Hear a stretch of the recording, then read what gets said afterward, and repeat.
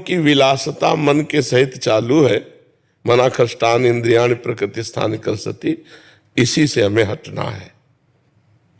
हटे हुए हम हैं, पर हमको हटना है। ये अनुभव करना है कि हम हटे हुए हैं, हम साक्षी मात्र हैं, हम कर्ता भोक्ता नहीं हैं।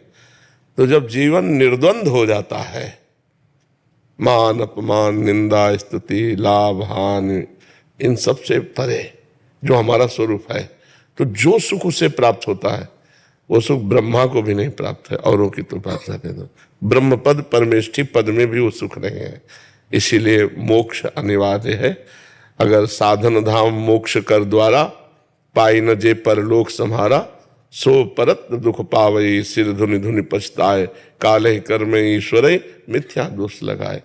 तरने के लिए हमको मिला है, हम इस जो भ्रम रूपी सागर में फंस गए, इससे हमारा उद्धार हो जाए।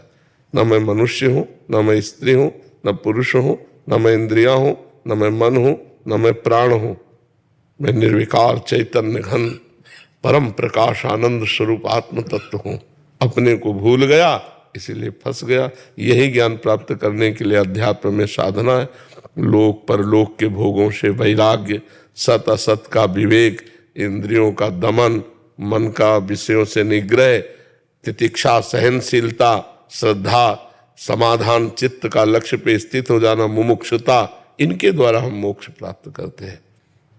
जब गुरु चरणों की आराधना से हम उनके आज्ञा में रहकर साधना करते हैं तो माया मल नष्ट हो जाता है। अज्ञान तिमिरांधस्य ज्ञानांजन शलाकया चक्षुरुन्मीलितम में तस्मै श्री गुरुवे नमः। गुरुदेव भगवान की कृपा से बुद्धि में ज्ञान नेत्र उन्मीलित हो जाते हैं, खुल जाते हैं। वो ज्ञान चक्षुओं से देखता है कि न कोई स्त्री न कोई पुरुष है, एकमात्र परमात्मा है और वही परमात्मा मैं हूं। खत्म। जो एकमात्र परमात्मा है, तो जब सर्वत्र एक है तो यहां दो कैसे हो गया? यहां भी तो वही विराजमान है।